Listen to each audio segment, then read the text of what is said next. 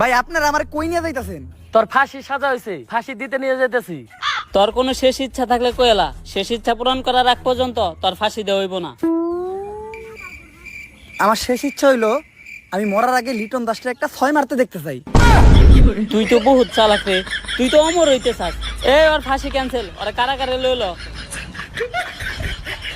দোস্ত এমনি তো কিছু খাওয়াস না, কালকে তো ঈদ, গরুর মাংস রানবো, সেমাই টামাই থাকবো, কালকে অন্তত তোর বাসায় খাওয়াস।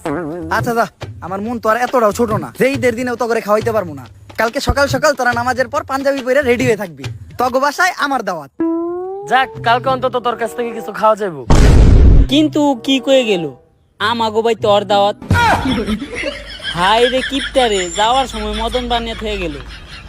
আম্মা আজকে বাংলাদেশে খেলা, তাই আমি স্টেডিয়ামে খেলা দেখতে যাইতাছি, তুমি চিন্তা করো না।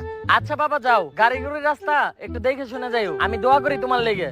আম্মা তোমার আমার লেগে দোয়া করতে হইব না, তুমি বাংলাদেশ টিমের লেগে দোয়া করো, কারণ মায়ের দোয়া আমার থেকে বাংলাদেশ টিমের দরকার বেশি।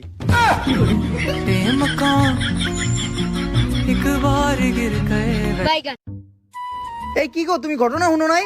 পাশের বাড়ির চাচা আছে না, হ্যাঁ তো মারা গেছে। শুনলাম তো আজকে ভোরেই নাকি মারা গেছে। লোকটা খুব ভালো আছিল গো। তাড়াতাড়ি চলো, চাচার বাসায় যেতে হইব, চাচারের শেষ দেখাটা দেখে আহি।